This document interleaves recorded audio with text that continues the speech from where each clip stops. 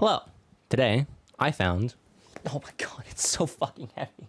Today, I found this. This is an iMac G4.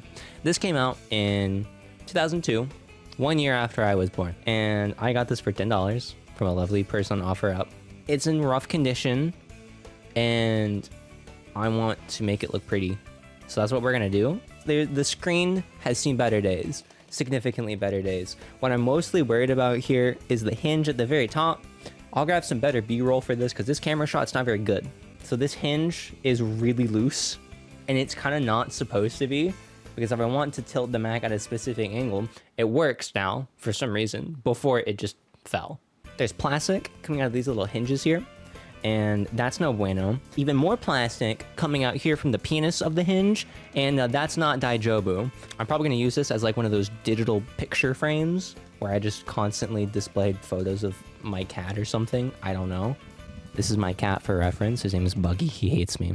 I've not actually powered this on, so that's what we're gonna do right now, just to make sure that I'm not about to be kicking myself in the ass. This is the cable that came with it from the seller, and I have a hard time believing this is an Apple OEM cable for multiple reasons.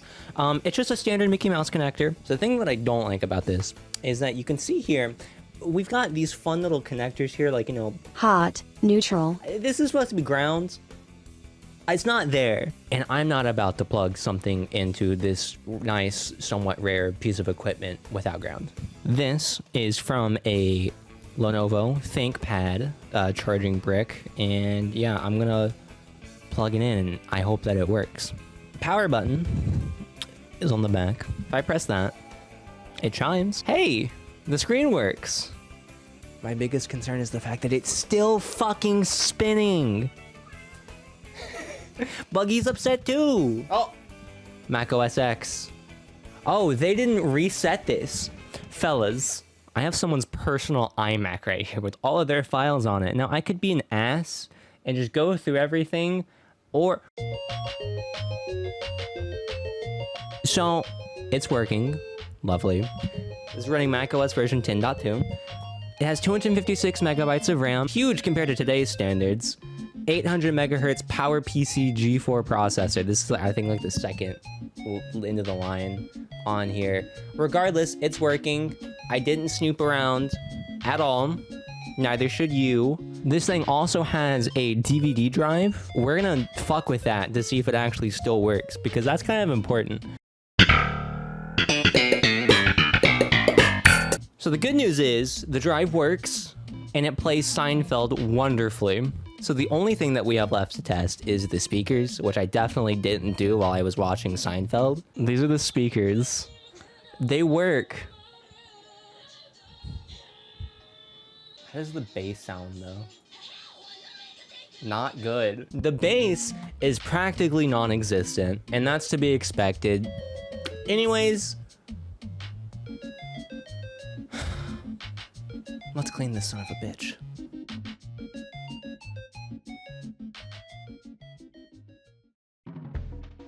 I started out by getting ready to clean the interior portion of the iMac, and if you look really closely here, you can see the first mistake that I made.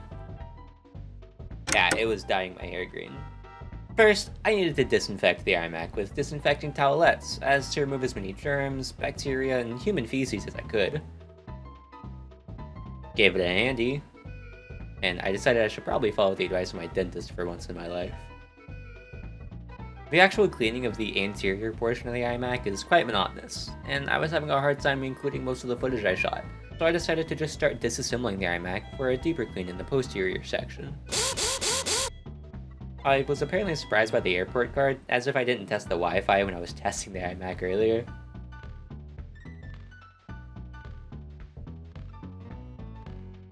When I actually got the iMac opened up, I was surprised at how filthy it was.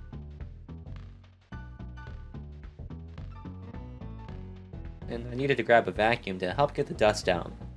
Now, I'm opting not to color correct this footage, not because I'm like lazy or anything, but because I'm trying to give an iFixit kind of vibe, you know?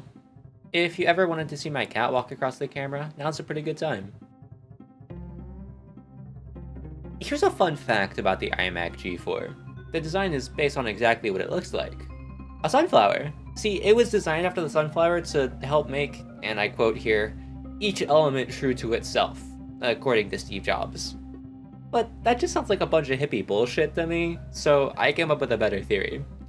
See, back in 1991, Steve Jobs acquired Pixar Studios, and a few months later he sold it to Disney for about $26 million. Then in 1995, Pixar released the first ever fully 3D animated film, Toy Story, which grossed $394 million in the box office.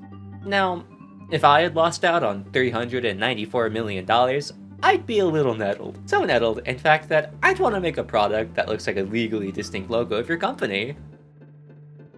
This is me removing the housing for the hard drive and optical drive. The connectors for both all but felt like they were glued down, and my tiny pathetic little girl arms couldn't pry them off without any tools. For some reason, the optical drive stopped functioning during the teardown and cleaning process, and I hate optical drives, so instead of trying to fix it myself, I decided to just take it to my local Apple store to see if it still had Apple Care, and unfortunately they told me I couldn't film inside the Apple store. So I've created a dramatic reenactment to show you all how it went down. I have no idea what this is.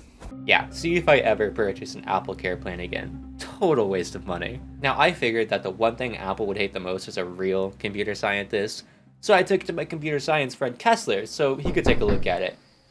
But he had simply said it was fucked. It's fucked. Now, I figured, what would a computer science person know about hardware? So I took it to my engineering friend Michael to get a second opinion. So is this like a USB? Now, it dawned on me in that moment of sheer stupidity that I could simply go to my local computer recycling center, RePC, and just buy a new optical drive. The people at RePC were much cooler than Apple, and they even let me film inside the store. If you live in the Washington State area, I highly recommend recycling your old electronics at this place. They're literally doing God's work. They even have a newer iMac G4 model right next to a Macintosh 537.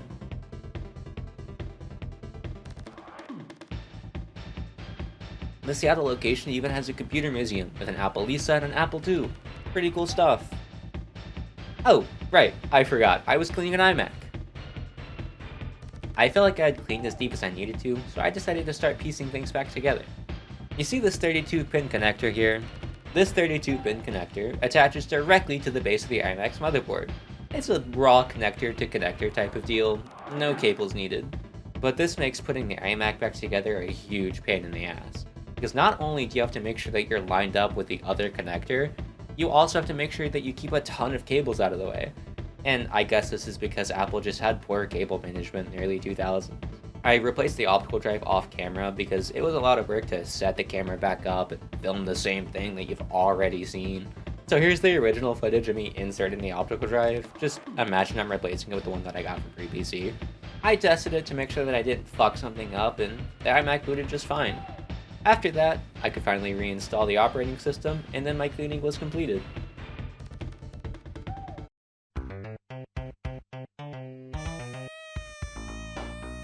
So about the OS reinstall, it actually took me several months of trying to get Mac OS onto this system. First, I tried to reinstall with this copy of OS X Jaguar that I got from the aforementioned RePC, but when I put it into the system, it simply didn't recognize the disk size.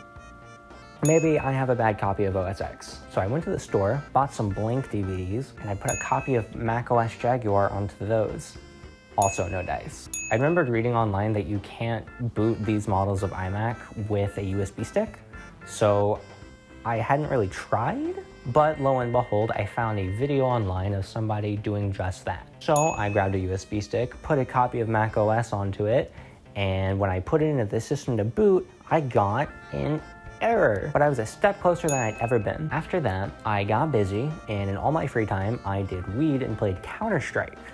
After a few months, I got some inspiration in me, and I decided to try again. But then I had realized I was using too new of a copy of OS X for this model of iMac. Finally, I tried again with a proper version of OS X Tiger on a USB stick, popped it in the iMac G4, and there it was. the install screen. And let me tell you, this computer was mediocre at the time and arguably useless to modern standards.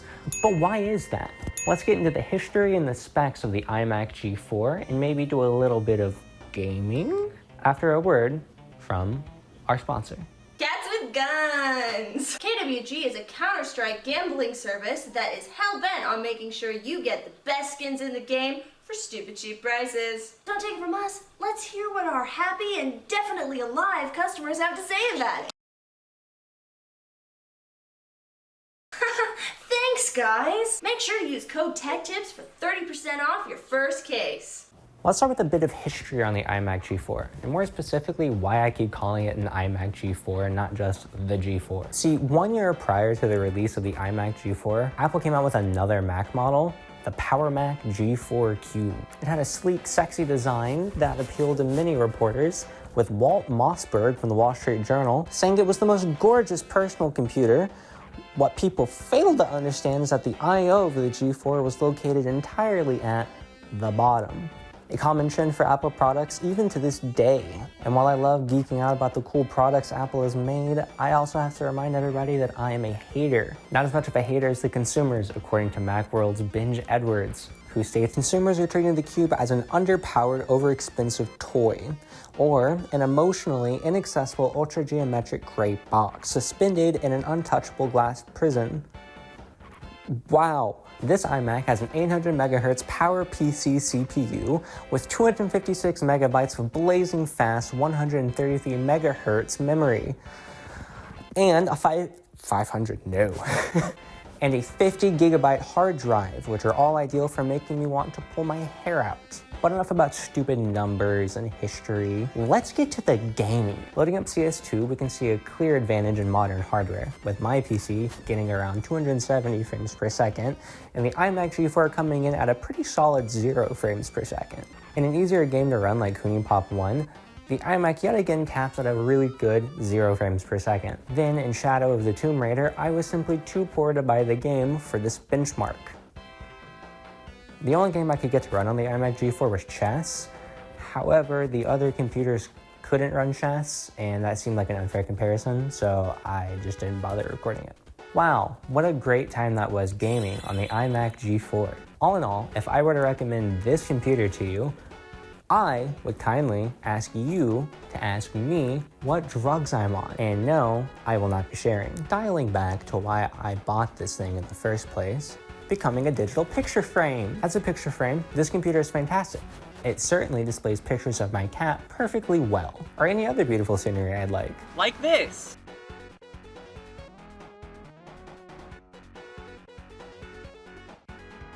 And for those of you wondering why I didn't just buy a regular picture frame, where is your sense of joy and whimsy? Do you hate fun? This PC was only $10, and it was worth every penny. It was an absolute blast getting to clean and repair this iMac. Putting a newer OS on it was less fun, but you know what? I had the pleasure of making this video out of it. This has been the longest amount of time I've spent working on a project. This is the longest amount of time I've spent making a video. It is the most fun I have had creating, and I could not have done it without my wonderful friends, all of whom will be credited in the description and in a regular old credits roll after the end of this scene. Thank you all so much. I appreciate you more than you know. Stay safe out there, gang. And as always, I am your host, Mr. Narcissist, and that has been a tech tip. Thank you so much for watching. Make sure to click that subscribe button and buy all my merch.